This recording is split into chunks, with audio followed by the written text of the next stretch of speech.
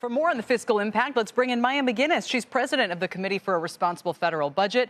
And Maya, I mean, we can start on carried interest if you want. Is it true it's only going to raise $1 billion if they go through this whole fight to close it? That's not going to do anything to solve our problems. Yeah, you would think we hear about it all the time because it's a tax loophole that all experts have wanted to get rid of forever, but it always reemerges and it always stays in place. The truth is the money that we would be able to raise by getting rid of it would be very, very little a drop in the bucket in terms of being able to offset the costs of the big tax bill that we're talking about. Is it a good idea to get rid of it in terms of tax policy and equalizing things? Yes, almost every expert would say yes. But if we are talking about a multi-trillion-dollar tax bill over a decade, this is not even a credible start to how we're really going to ensure that it doesn't add trillions more to the national debt. Right. I mean, but again, they're paying the capital gains tax rate instead of ordinary income. But these are businesses, aren't they? Why don't they just pay the corporate rate of 21%? Yeah, no, there are many reforms that could be put in place that would help raise the revenue and raise it in a more fair way. But right now, the lobbying that goes behind that tends to keep this loophole in place. But when it comes to tax loopholes, I will just say there are trillions and trillions of dollars of tax breaks throughout the tax code, about $20 trillion over the next decade. All you have to do is remove a small share of them. You could offset the tax bill completely. So we need to look much beyond just one small slice. Again, a slice that I think it makes sense to reform, but it has a huge effective advocacy group behind it. And we're going to need to look beyond just that. So let's talk about what came out of this Republican planning meeting yesterday. What jumps out to you? And do you think it's all sensible, or how do you feel about it?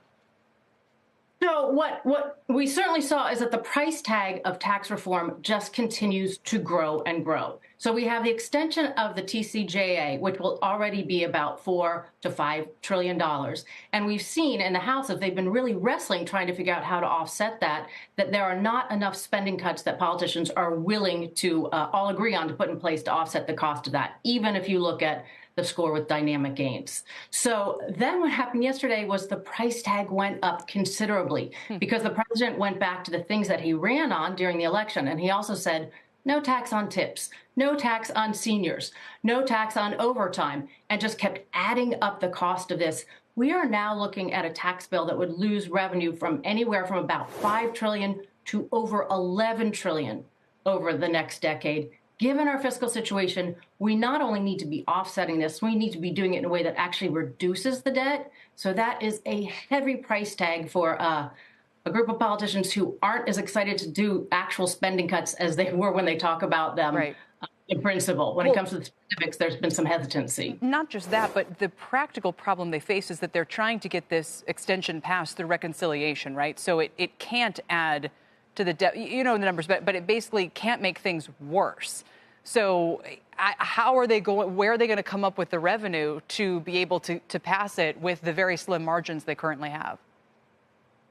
Gimmicks.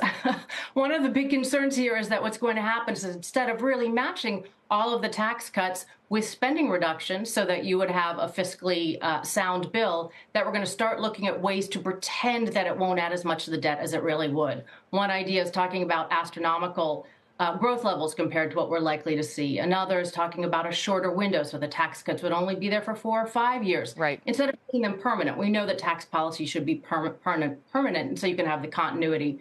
So instead of really saying, we need to save money, and where are the big parts that you look in the budget to save money? Retirement, health care, a lot of areas that both the president and many politicians have promised not to touch. So they're looking at smaller areas, and it's just really hard to get the two sides of the tax cuts and the spending cuts to come anywhere close to each other. I'm very concerned that we will end up adding to the national debt. What we should be doing is the Treasury Secretary has put out a goal of deficits of 3% of GDP. That would be a really important target to get to because we already see the Treasury markets. There's some real concerns about our debt levels.